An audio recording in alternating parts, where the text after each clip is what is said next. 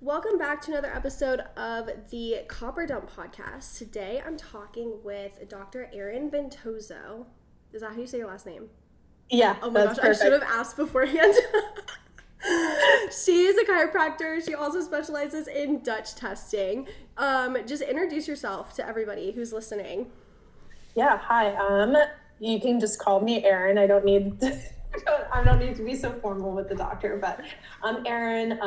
I am a chiropractor, and what got me down that road was kind of my own health story, and it really circled around hormones, which also inevitably led me down.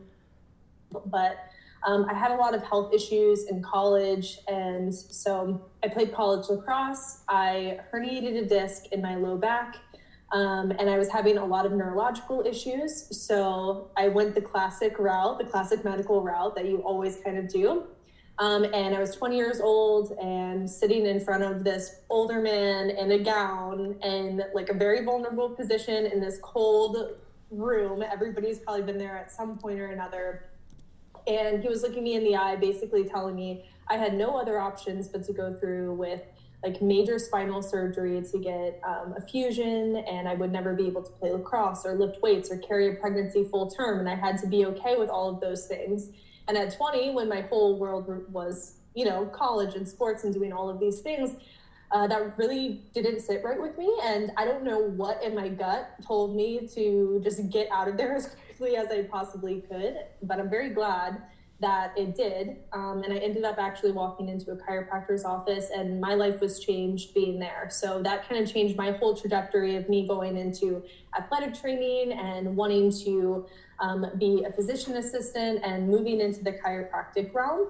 And obviously being there, you learn so much about your body and other holistic methods. And I went down the rabbit hole of hormone health because I was on birth control. I didn't want to be on birth control anymore once I started learning all of the impacts that it has on our body and our physiology. And I decided to go off. And when I did, my body basically punched me in the face. It was like, no, we're not doing this. And I actually developed a pretty rare condition called autoimmune progesterone dermatitis. So every time when progesterone would raise naturally around ovulation for me, I would break out into like a full facial rash. It was so painful and awful. And I dealt with that for years before I was able to find somebody who could actually help me. And that was in both the standard medical world and the holistic world. And based on those two experiences and how much I struggled and how much I felt I wasn't heard or listened to or just kind of pushed to the wayside and told this is how life is going to be, that really pushed me to go into the women's health side of things, dive into the rabbit hole that is all things hormone health, which it is a rabbit hole. And thankfully all of that happened. It was kind of crappy and when it was happening, but now it's led me to working with so many women and helping them on their journeys too. So I am grateful for it, even though it was not fun. For sure. And I think it's so interesting that I think a lot of women's stories start at college, which makes sense because our circadian rhythm is messed up. We're doing late night studying at the library or at coffee shops, and we're not sleeping. We're either out partying or like our circadian rhythm is just totally messed up. We're all on birth control. Our cycles are just kind of all out of whack, heavy periods, missed periods, irregular periods. And then I think it's so much of the stress that comes with it too. We're in, like, if you choose to go out of state or even just a different college, it's not community, you're not living at home anymore, you're so far away from what you've known your entire life. And the stress hormones that we now are pushed to run on in college, in my opinion, is just not for women's health, women's hormones, and even for men in some instances. Like, I think men are more inclined to going and being able to work 9 to 5 because they run on those 24-hour cycles. But for women, we don't operate like that. And for us to be expected to go to like a 7 or 8 a.m. class all semester knowing that we are cyclical beings is just not accurate. So it makes so much sense why and you probably hear this too with your clients, that they're like, in college I started going downhill, or like my freshman year, as soon as I like went home for break, I just like plummeted. And we wonder why women are like, oh, like the freshman 15 and all of these things. And I'm like, yes, you are putting yourself on a cortisol, blood sugar roller coasters, and you don't even realize it. Like, Yeah. we're literally going against our nature and that cyclical being of what we are actually supposed to be doing with our lives. It's pretty crazy. The blood sugar dysregulation. I think back about my breakfast that I would have every single day. I don't want to talk about it because mine is it's so bad. So bad. Coconut coffee creamer in my coffee. Empty stomach, would go to the gym, come back, and they had gluten-free bakery, one gluten-free bakery in Lexington, and I would go there and stock up for the way I go like every Saturday, stock up because they were closed Sunday and Mondays, and I would have my pastries, and that's all I would eat on for breakfast. And now looking back, I'm like, I could never. I just can't even do coffee anymore. Like, how did I literally survive? Yes, it's actually crazy because I was a huge intermittent faster for a majority of my life because you see all of these health benefits that everybody talks about. And, me being as naive and young as I was at the time, I thought I was doing something good for myself and not realizing that all of the studies pretty much on intermittent fasting that have been done on men, not on women. And we have very different biology. As much as we try to fight it within today's society, we are very different from men and how we operate and how our body responds to stressors throughout the month. And I think that's something that goes under the rug and is pushed under the rug way too much. Oh, for sure. I mean, it wasn't even until it was less than 20 years that women were started to be included in trials, I think. Less than that.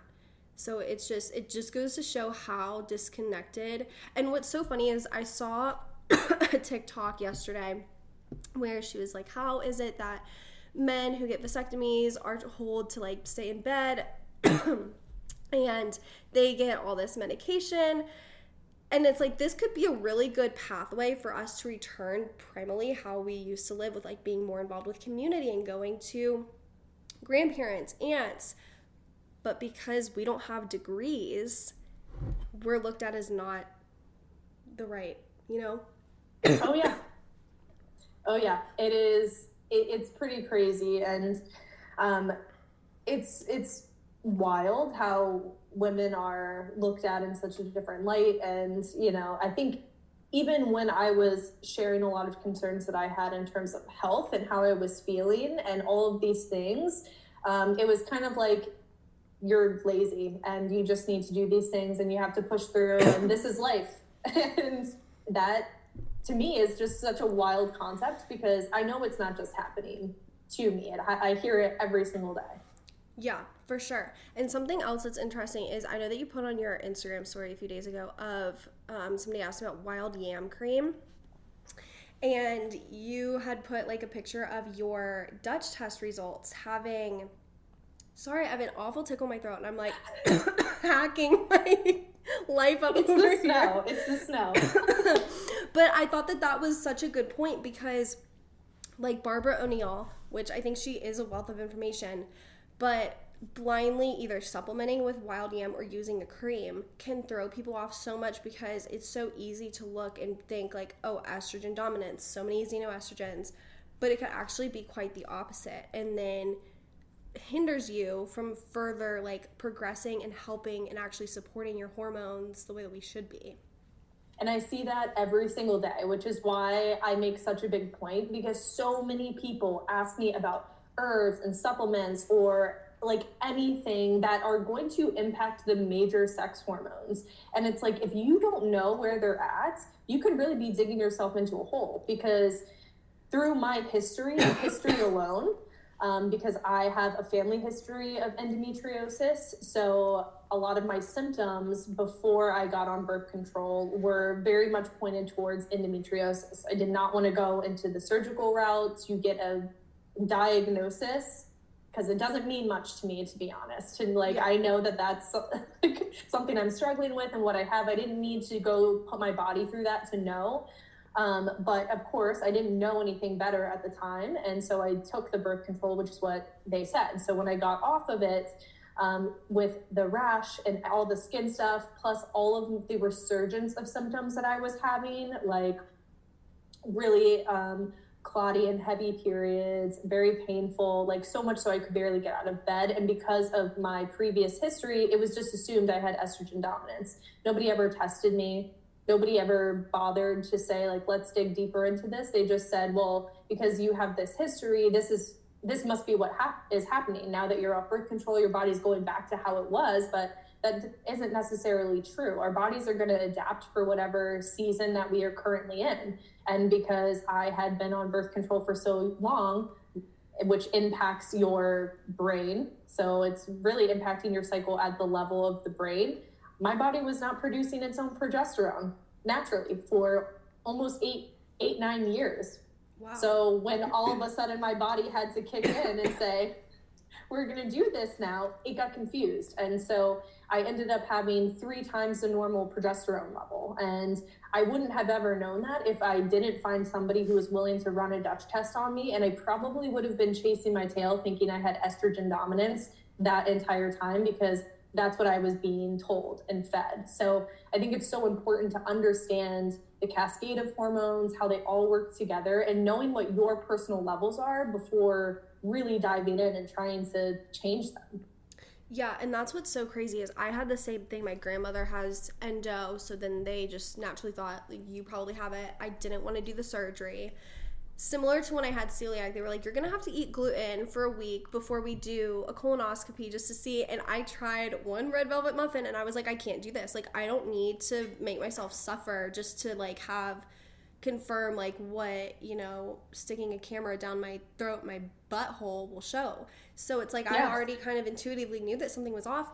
But then what's wild to me, which a whole rabbit hole, is so many doctors out there, so many OBs, but none of them will actually get to the root cause. And I had one tell me when I was diagnosed at 18 that I needed to get pregnant and all my symptoms would probably go away. And I was like, that's just not even an option right now, And it's like, just to be so dumb to tell so many young girls. And then I feel like there are some people who are kind of naive that will do that. And then we don't prep our bodies for pregnancy. We aren't prepared for the postpartum depression or anxiety or the susceptibility to it. And it just constantly blows my mind how there's so many OBs, so many nurse practitioners, so many of them out there that still won't ever get to the root cause because they make so much more money off of writing you a prescription. Yeah, and it's heartbreaking the amount of women that I talk to day in and day out. And, it's almost like you become numb to it at a certain point when you hear it so often that it's like, wow, all of these women are really getting treated the same. So like everyone will tell me their story. And when I say, like, I'm so sorry that that's happening to you. And like, I see you and hear you in this space, but it's not the first time I've heard it. Yeah. And that's a scary thing.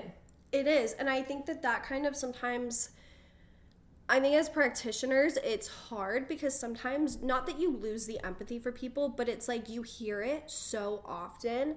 And then I feel like there are some people who like want to be told like, oh my gosh, like, and like have that over empathy. But it's like, once you wake up and realize how common it is and how many, like 1 in 6 people are going to struggle with infertility. I think it's 1 in 3 women now are going to be diagnosed with, or 37% of women being diagnosed with depression in America. And we still haven't found the root cause of it. And it's just like, that's something that's so, I think, harmful and it's just damaging. It really is. And it's really challenging as well, because I feel once we're stuck in a system in that cycle for so long, and women are struggling for so long, we tend to make things our identity. And that makes it even harder once you find someone who is willing to get to the root to actually overcome it. Mindset is huge. And of course, there's like a lot of other things that can go into that as well, in terms of like what's happening physiologically to keep you stuck kind of in that fight or flight or freeze state of just like pure stress of dealing with all of this for so long. But I find that it is so difficult when all of a sudden, instead of saying, well, like I have endometriosis, it's more like I kind of am endometriosis. It rules my life. Everything about it is like who I am. And you find an identity in these things. And when that gets so deeply rooted because you are either desperate to find answers or a diagnosis, that can be so hard to get out of that cycle. And of course, if there is like a lot of physiological stuff happening internally as well, it really just kind of perpetuates that cycle and makes it so difficult. For sure. I always am like, you're not your diagnosis. Like, you have to detach. Like, the law of detachment is so real, because once you start saying over and over and over, like, whether you believe in manifesting or not, it's gonna eventually happen. So, like, you could say, oh, I can't go, to the grocery, don't want to go out to eat, my endometriosis. Like, you keep saying my. But also, like, there's such an emotional component to it as well. Like, I don't know if you're familiar with German new medicine, but that's another rabbit hole, and I love that, of the endometriosis, of like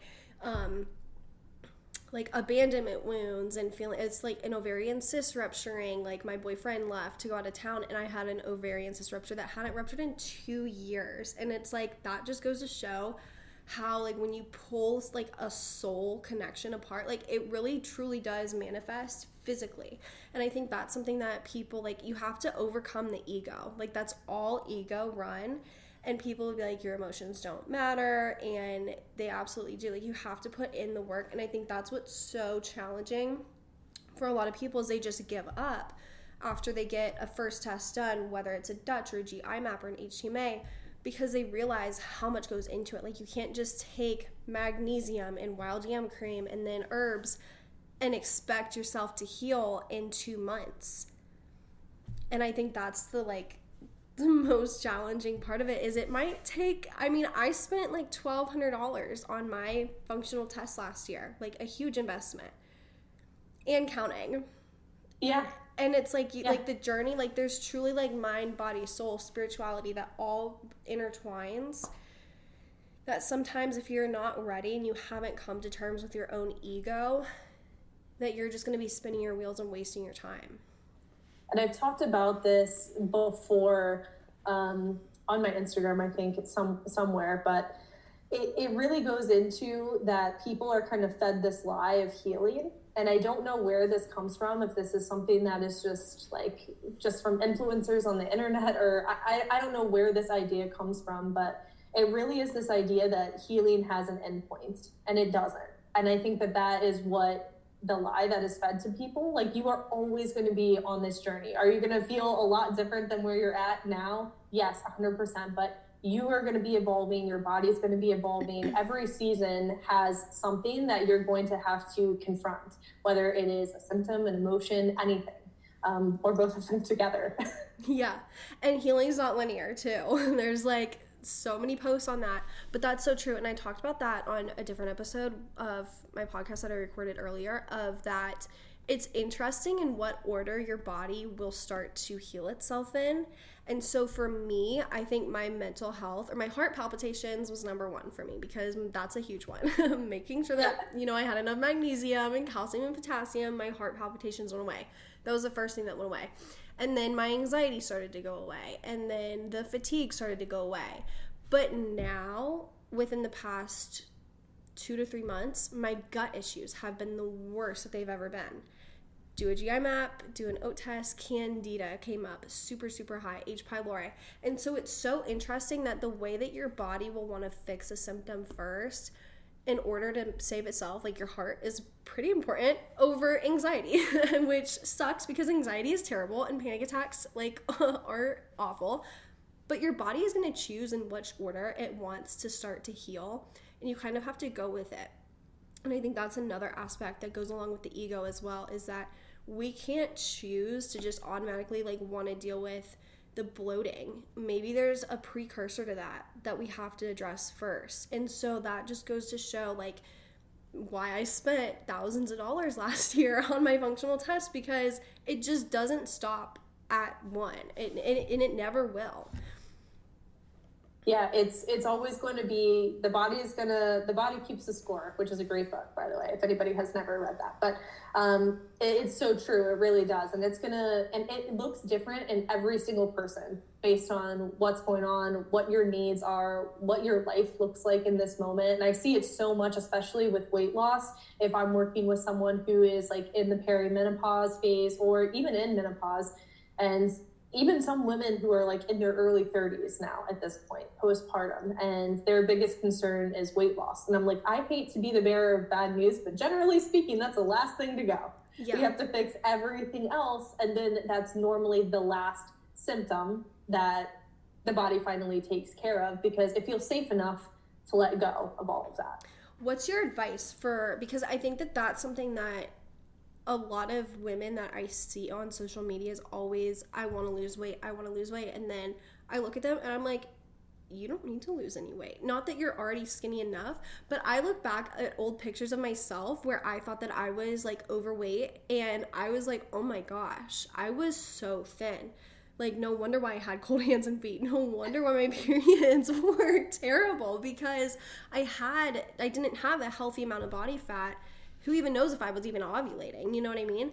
And oh yeah, I think that's what's so terrible about the society we live in, is that if you look up a picture of, I don't know, like Dr. Ray Peat talks about at least 26% or anywhere from like 22 to 29% of body fat. It looks different on everybody.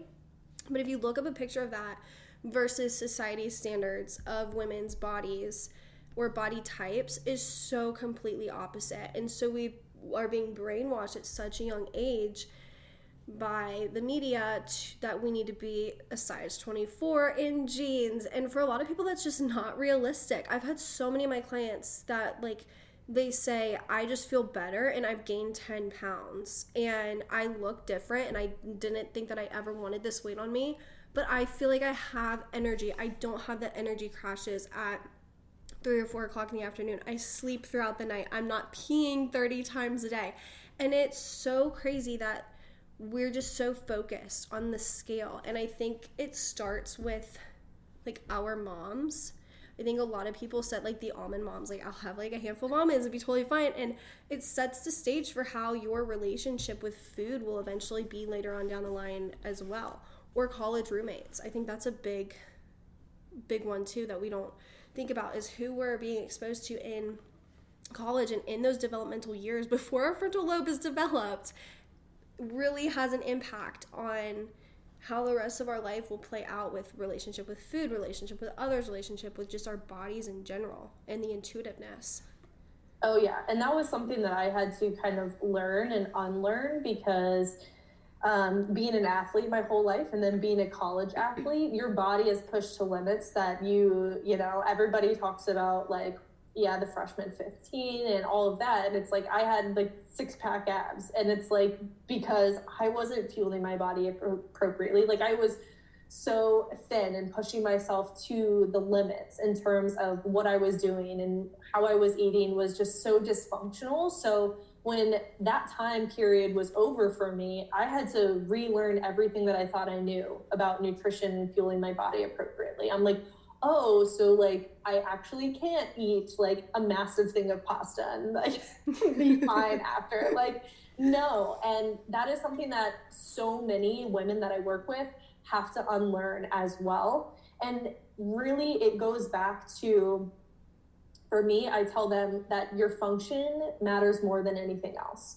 So like, I understand that's a goal and that's something that you want to work towards, and that your body will naturally let that go once we start focusing on the function. When your nervous system is calm and regulated, when you actually understand the food that you're putting on your plate in terms of blood sugar regulation. And so that's not only in like the types of food you're eating, the order that you're eating them in, and also the time of day that you are eating them. And that changes throughout the year, because it's really based on the circadian rhythm, like you were talking about. And that changes throughout the year. So it's not always going to look the same. But when we start honoring those aspects, our body will naturally switch out of that fight or flight mode. Your body starts to feel safe, and then it allows that weight to come off a little bit easier. So there's so much metabolic dysfunction within, I think it's like 88% of Americans have metabolic dysfunction when it comes to insulin resistance or blood sugar dysregulation. So that's something that I focus in really hard and really go forward, especially when it comes to looking at your food and how you're eating. So function is always going to be the priority for me. I'm curious, what's a trend that you see with women and their nutrition. So like for me, I see a lot of women overeating fats and barely getting in enough protein. Like I'm talking sometimes 80, maybe 100 grams of protein a day. Yes, and I will say that I definitely see the same thing. There is such a protein deficiency, and one of the things that I always tell women that I work with is how to kind of switch that. A very easy thing to do is when you're planning your meals, start first with the protein. Like so many women start with either thinking about a vegetable because they're like, I need to get a vegetable in, or like I need to avoid seed oils, which yes, you should be avoiding seed oils, but like let's be mindful of the amount of fat that we're putting on these things, and like where can we get different forms of it. And they're thinking about basically veggies and carbs first. So it's like they're planning their meal around the carb because that's generally the easiest thing. So when we are just increasing that carb and we're not focusing on actually getting an amount of protein that should be like twice the amount of carbs that we're having in a meal setting, your blood glucose is going to spike. That's going to put you on this crazy roller coaster. And when you do that over time, that's what really leads to the insulin resistance, weight loss resistance, and that blood sugar dysregulation. So that's kind of the things that I typically see. And that's one way you can really switch and just start focusing on having protein forward in every meal and snack. I should also say that. Yeah, absolutely. And I think so many people, I don't know what it is of people like the fear of the animal meat too. Is I'm like, I eat, what do you, like, I'm sorry, what? We're just not supposed to eat animal meat at all. Like, it's the way that some people, and again, it just goes back to society that just is, we're so far from how we're supposed to be living. But it's like, animal meat isn't anything to be afraid of. If you want, limit your red meat, and that's totally fine, and do like fish or chicken or turkey or like high quality, whatever. But it's like people, like you need animal protein the most, especially with our hormones. Plant protein just doesn't cut it. Yeah, you need the cholesterol. That is literally the foundational building blocks for your hormones. If you're not getting adequate cholesterol and healthy and good cholesterols from animal proteins, it's really, really hard to, one, regulate blood sugar, but also maintain happy hormones and an actual healthy cycle. I've worked with women who have had PCOS and a lot of insulin resistance problems because of PCOS. And a lot of them don't eat meat. And when I have to be the bearer of bad news and I'm like, we got to start adding some of this in, they notice a huge shift, which is actually crazy. Their energy levels go up. They feel like they can actually sleep well throughout the night. They're actually beginning to ovulate and starting having normal cycles. So it's very interesting, to say the least. Yeah, that's one thing I'm always like, track your protein. Like, focus on your protein, focus on your fat. And fat can slow down the metabolism too. And all of us, majority of us, have slow metabolism. So it's like, you kind of have to almost like revamp your metabolism by increasing your protein. And it's not going to be easy to overeat protein, so there's nothing to fear with that. But like, it can take, unless you're like on the carnivore diet and eating like 7 steaks a day. But it's like, but the cholesterol, I found a study that it took me forever to find. It was like hidden, buried, like dust on it when they found this study of they did a comparison of seed oils right before it like shot up in the 1960s, consumption wise, consumerism wise, and they did a study of people doing seed oils and low fat versus those on a standard diet, which at the time was animal meats, butter, ghee, things like that. And those in the seed oil group died earlier with lower cholesterol. And that's the exact opposite of what society tells us to eat or doctors tell us to eat. But it literally just goes to show, again, how disconnected we are. But that cholesterol is super important for hormones and even for fertility as well, that people don't realize. Is like, I'm always curious whenever people are like, I'm having trouble conceiving or, you know, miscarriages, and we look at their diet, and every single time, like low meat, barely getting that protein in, terrified of like cholesterol. My dad has high cholesterol and he's on, you know, a statin or whatever, or medication, and it's just like, you're not doing yourself a favor by fearing it. Fear seed oils all you want, but don't fear the actual, like, the good stuff that we need to progress and support our hormones with. Yeah, you're doing a disservice to your hormones. Your thyroid is probably screaming at you at that point too. And it's like, oh my gosh, do not do that to yourself. And it's incredibly challenging to meet your protein intake if you're not having breakfast.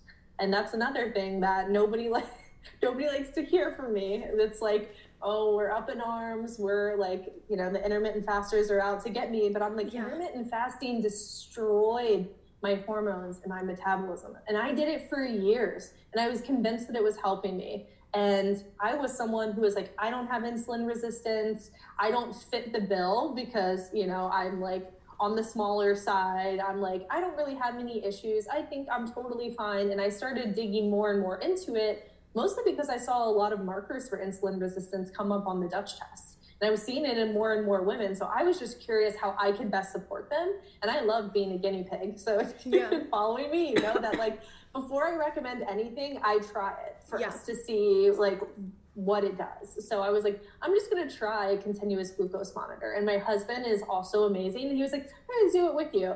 And he was better than me. His glucose was managed way better than me. And he's like, I'm literally like twice your size. And we eat the same things. He doesn't eat breakfast. He, you know, he does the things that men do, intermittent fast and coffee on an empty stomach and all those things. And it was very interesting that I was doing a lot of those things and I couldn't really manage my blood sugar throughout the day if I didn't have a good quality breakfast. Like, but if I had a protein heavy breakfast throughout the day, no matter what I ate, my blood sugar spikes were a lot more stable. And if I just had like a Greek yogurt and coffee, because for the sake of me being a guinea pig, I was like, let's try it. One, I noticed all of my anxiety coming back after that. And I'm like, oh, this is even with like clean, mold-free coffee. Like I noticed that my body had a very visceral reaction to it. And then my blood sugar, even if I ate balanced meals throughout the day, it was really hard to manage if I had any kind of carbohydrate. It was very interesting. That was the thing that I was like obsessed with that. I think I only did it for 3 days and then I had a huge welt on my arm. I broke out from the glue or the tape and I was so mad because I would like, boop, I would scan it and I would, butternut squash soup. I used to make homemade butternut squash soup and that like kept my blood sugar levels at like a good, like for like hours. Like I was just like perfectly fine. And it's like so, you can get nerdy with it, but it's so fun to see what foods actually work with your body type. And then you can like track your temperature, your pulses, and get into all that too. But I loved doing that. And I'm still so salty that I had an allergic reaction because I would have been so upset because that was a rabbit hole that I like went down heavy and hard. I was also obsessed with scanning everything. I'm like, great, I'm gonna eat the worst possible thing for me and just see what happens. Like, I just want to know. Yeah, that's how I was. It was like chocolate bar, a few pieces of the Hue, maybe even raw cookie dough. Let me see what it does to me. Yeah, I know. It's so bad. But I was like, it's for science. So it's fine. But it's so interesting to see because my boyfriend's the same way of he can just go and just grab like a McDonald's coffee or eat like hours. Like he could go to work and then hours and then not eat until like 1 or 2 o'clock in the afternoon and do like physical labor. And I'm like, I could not even leave the house. There's no way that I could do that. The anxiety would be through the roof. I would pass out. Like, yeah. Or I would get so lightheaded or hangry. Like so it just goes to show how opposite women's hormones are to men and that we shouldn't be blindly intermittent fasting. And I think that's one huge kickback that I get is a lot of Christians will like get in my DMs and be like, well, God says to fast. And I'm like, yes, but if you also read the Bible, there are exceptions to fasting. Like there are certain people where he says like, if you have a condition, like you can be excluded from fasting. And also like, I don't think that God's going to punish you just because you didn't fast. He's more worried about you taking initiative and helping. You know what I mean though? Like I'm there. I could go so far in depth with it, but it's just like, what's the point in doing that when you're really not even honoring your body as a temple? at the same time. Like, you're just further hurting yourself and hindering your growth, to be honest. And I think that's what a lot of people don't understand. And honestly, the more that I think about it, the more I wonder, like, how many of those people are really running off of stress hormones, and it's more of just an ego dominant thing of, I don't want to eat breakfast. Like, I can't eat breakfast. I'm not hungry too. So my excuse is I'm just going to fast for religious purposes. Maybe they are, maybe they aren't. But I think there's also like a huge other side of the spectrum that can go on too.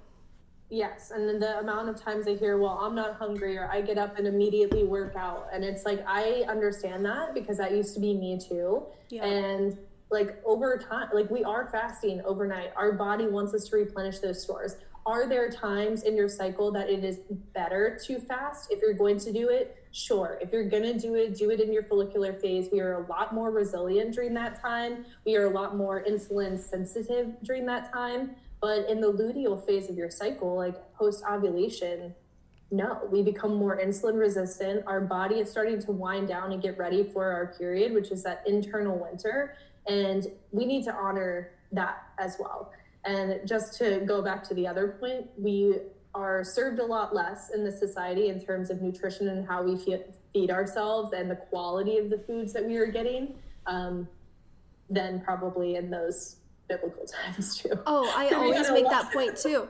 Oh, 100%. Like if we look at the soil and like we were literally created from, the dust or the dirt, and zinc, calcium, potassium, that soil was so rich in nutrients that our bodies could withstand longer periods of fasting and not having to eat.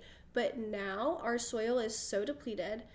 Man has come in and taken all the nutrients out, fortified them with particular nutrients to raise up your vitamin D, deplete your magnesium, deplete your calming minerals. So that's why a lot of people, when they do fast, they get like anxious and the anxiety and like put into fight or flight, because we don't have the soil that has the zinc, the potassium, the magnesium, the calcium in it.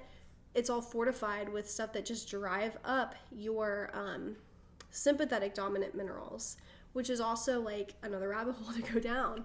But it just goes to show like how people were able to fast back in those times versus now. There's just no way. And we are all running on stress hormones so predominantly. And even if you try your best to down-regulate your nervous system and focus on that, like we are all, it's like this. Just there is a screen in front of you at all times, and we see so much of the world and interact with so many people that we were never meant to see and interact with. Like you were not meant to have millions of eyes on you all of the time. I was probably never even meant to even interact with you right now. But thanks to Instagram, I never would go to Virginia. You know what I mean? Or Vermont. Or you in Virginia or Vermont? No, I'm in Virginia. Okay, yeah. Virginia. But you know what I mean is like we weren't meant to have all of that, the eyes on us, the comments, the likes, all of this like that dopamine hit whenever you get, and then the awful feeling if you get 100 less likes on something that you normally get 400 likes on or something. So it's like we just weren't meant to be living in this overstimulated society at all. Yeah. And it's like because we're already at that level and we go against our biology in terms of when we go to sleep, the types of light that we are looking at, the things that we are exposed to throughout the day, our cortisol naturally rises in the morning. So this is like my big thing of like, we need to kind of regulate those cortisol levels in the morning and blood sugar, because cortisol naturally rises. But if we're already riding that high of cortisol, it's going to spike. It's going to go way out of range of what it's supposed to. And that is just going to set us up for failure throughout the rest of the day, because if it goes up, it has to come down, which is why so many people feel that mid-afternoon crash. And then they start getting wired but tired at like 7, 8 p.m. And they're like, well, now like my body's tired, but my mind is staring at this wall, and it's now 3 a.m. and I'm thinking about my to-do list already for tomorrow. Yeah, that was me for so long. But we're made to think that that's normal. Yeah. And it's not normal. So if that's anybody who's listening, they're like, yeah, that is me, but I thought that was just how it is. No. Yeah. No. Disconnected. Gotta work on it. Yes, exactly. Yeah, that's a good point, because I think we can get so caught up, especially in social media, of like the girl boss status or the influencers and the corporate jobs. And I think it's really interesting that a lot of corporate or women that work corporate jobs will develop PCOS, because they're kind of put in that hyper masculine state that we weren't meant to be in.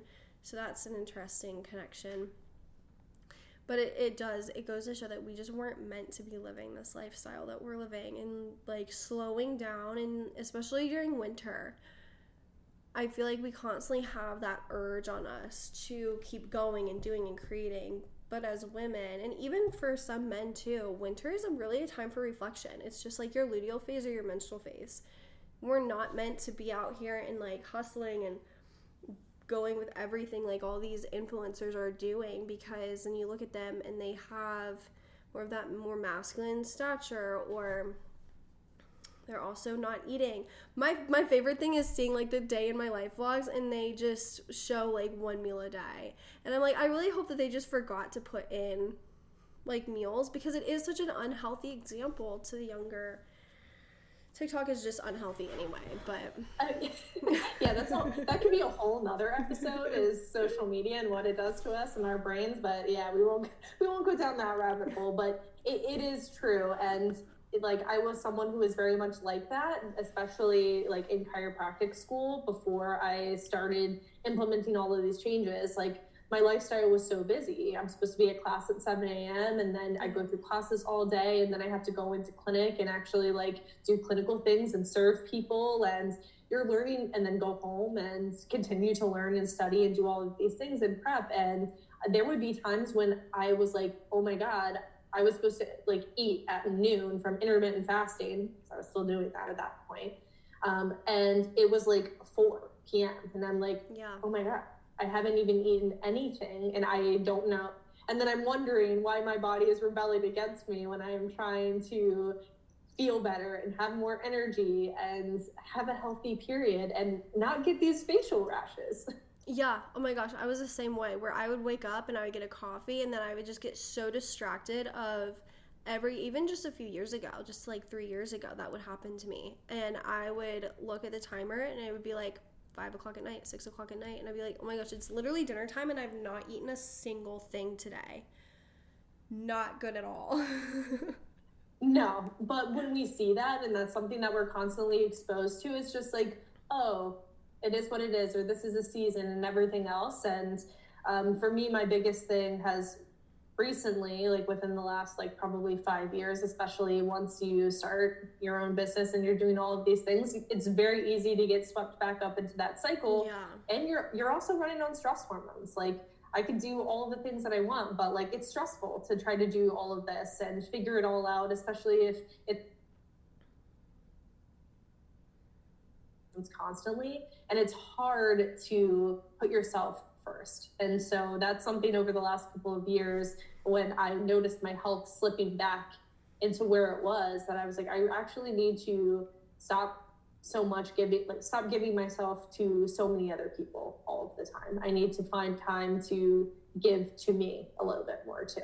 That's been a huge thing for me too, is like staying with my creating a morning routine, staying with it, not checking my phone until like 10 or 11 o'clock in the morning, getting my workout in, getting a walk in, doing all the things, because I was in the same boat where I was like, well, I need to take all these clients at one day, because if somebody gets off of work at 6, then I should be available for them. And then it's like, but then that's cutting into my dinner time. And I was like, I need to stop because half of those people wouldn't even do that for others. So it's like, don't cater yourself so much. Like, it's okay to set healthy boundaries with work in a business. And I think that that's super important, because it's so easy to just get swept back into the same lifestyle that we were living in college, of just going and going and going and constantly thinking, and then the ideas for content and the newsletter and this and that and marketing. And it's just like, sometimes it never stops, and it's like, turn off, brain.